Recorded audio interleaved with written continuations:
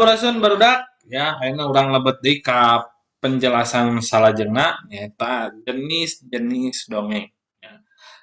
Sebagai materi tambahan kalian juga bisa melihat penjelasan ini ya di halaman di buku paket ya halaman 66 ya kaca 66 ya silahkan kalian lihat. Nah, tapi kalian juga harus lihat video ini ya supaya kalian lebih paham ya penjelasannya. Oke, yang pertama kita mulai dari jenis-jenis dongeng. Yang pertama itu adalah sasakala atau legenda. Ya, jadi dongeng sasakala atau legenda ini adalah menceritakan suatu tempat ya atau hiji tempat dan suatu tempat yang ada kejadiannya. Contoh misalnya di gambar ini ada sasakala tentang legenda Situ Bagendit ya. Bagaimana munculnya Situ Bagendit ya. Situ Bagendit itu ada di mana? Ada yang tahu? Ya, ada di mana? Ada di Garut ya, Situ Bagendit itu ya. Semoga saya nggak salah ya. Situ Bagendit ada di Garut ya?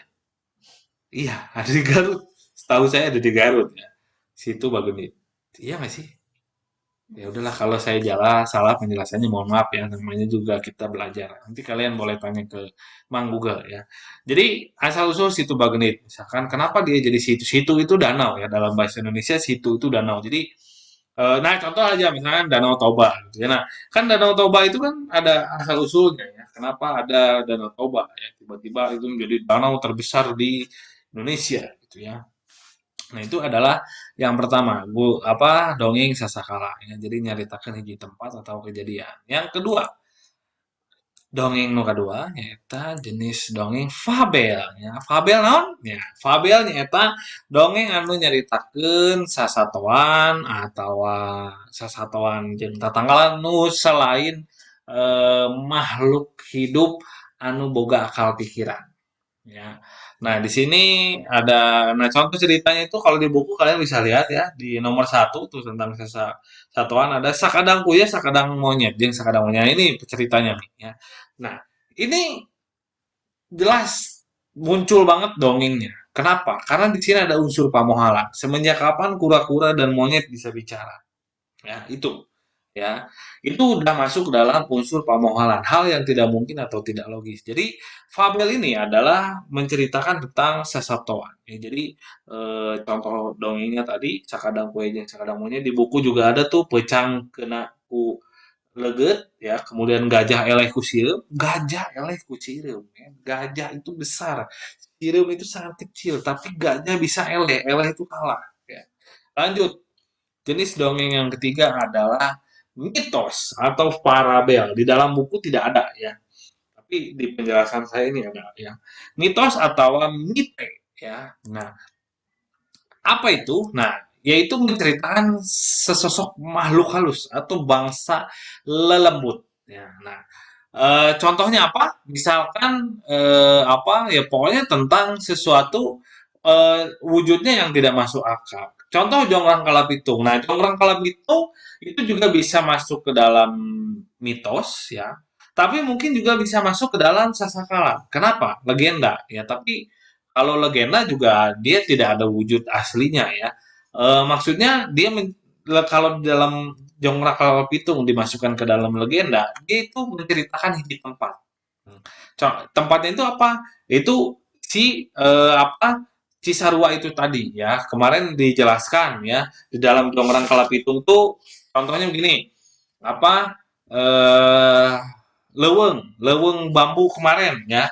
Dia kan rontok tuh sama si Jongrang Kalapitung gara-gara epannya yang nyangkut terus dia tarik gitu ya. Nah, itu dikenal menjadi daerahnya itu apa ya? Disebutnya apa tuh? Leuweung Haur Papak. Menceritakan di tempat. Nah, gitu ya. Tapi menurut saya kalau si Jongrang Kalapitung itu lebih ke dalam mitos ya, mitos ya, karena nggak mungkin ada makhluk yang segede gunung ya. Kumisnya itu kayak sapu ijuk. Dia bisa rambutnya gimbal ya, dia bisa ketebak angin kalau ada badai. Kita mah ada kipas juga udah terbang rambut kita. Ini Jongrang Kalapitung harus ada badai dulu biar rambutnya bergerak ya. Kemudian dia mancing ya pakai jangkar ya. Mancing pengen mancing apa taunya dia malah dapat ikan-ikan kecil aja kan di dalam tengkorak-tengkorak si epannya itu ya si apa namanya, si kepala mundingnya itu. Nah, itu masuknya ke dalam mite. Ya, jadi menceritakan makhluk halus, ya, itu makhluk yang tidak mungkin, ya, itu pamahalan banget ya. Mana ada makhluk sekarang sebesar itu ya. Lanjut ya, saya lihat Om Deddy Kobuser aja udah gede banget ya. Sekarang lihat Jongrang Kelab Bitung segede gitu gimana? Nggak takut saya. Takut lah. Lanjut, ada dongeng jenis parabel. Nah, parabel ini adalah menceritakan tentang kehidupan jalma biasa. Nah, contohnya ada si Kabayan ya. Kabayan ini ada dongeng itu banyak. Si Kabayan ngalah nangka ya, disuruh ngalah nangka ku indungna. Nanti kita akan belajar ya tentang dongeng-dongeng ini ya.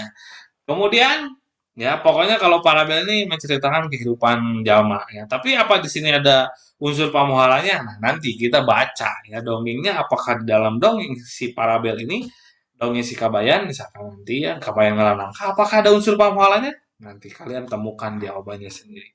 Yang terakhir ada jenis dongeng sage atau pamuk ya. Di buku juga ada ya, di buku itu di nomor 3 ya. Jadi kalau sage ini adalah atau pamuk ini menceritakan sejarah ya, anu hubungan aja yang sejarah atau atau kerajaan ya. Jadi misalnya candi-candi ya, candi itu kan nggak hanya di Jogja ya, di Jawa Barat juga banyak candi ya. Nah, contoh tuh di buku kan dongeng anu patalina yang tokoh-tokoh sejarah atau penempatan anu ngandung sejarah ya. Nah, di situ ada Hanjuang Kutamaya, Arca Domas. Nah, jadi ini juga nih Kabupaten Kuningan nih, Taman Purbakala Cipari ya, Site Museum, situs museum ya. Nah, di sini jadi kalau si dongeng sage ini lebih ke sejarah ya, sejarah kerajaan ya. Mungkin kalian kalau belajar IPS tuh mengenal ada kerajaan Mataram, kerajaan Majapahit ya, kerajaan Mobile Legend, ada kerajaan Mobile Legend atau kerajaan apa yang ada di HP itu yang main blok-blokan itu si Uki sering main apa namanya? Ya itulah. Ya.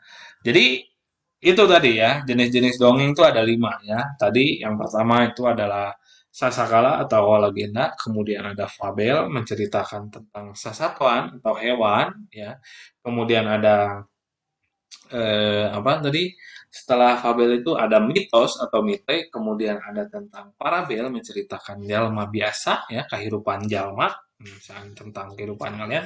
Yang terakhir yang kelima adalah sage atau pamuk ya yang menceritakan tentang sejarah. Nah, semoga sampai video ini kalian paham betul apa itu tentang dongeng. Nah, setelah ini ya, entah hari ini atau minggu depan kita akan belajar ya ngadongeng. Ya, nanti akan saya berikan sebuah dongeng dan kalian harus baca dongeng tersebut dan nanti kalian akan mendongengkan dongeng tersebut. Kalian harus bisa ya karena di sini kita akan belajar komunikasi menggunakan bahasa Indonesia, bahasa Indonesia. Komunikasi menggunakan bahasa Indonesia melalui sebuah dongeng ya. Bahasa Sunda. Oh iya, ngadongeng ya. Jadi kalian berkomunikasi menggunakan bahasa Sunda ya.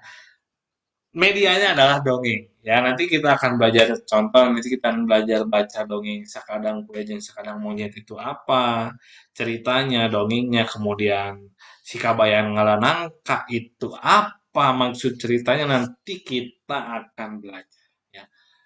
Hatur nuhun ya, nuhun pisan mah ya. Terima kasih kalian sudah menyaksikan video saya. Semoga kalian paham betul. Jangan di skip-skip video saya itu ya. Kalian harus paham dengan betul ya. Terima kasih, hatur nuhun, sampurasun.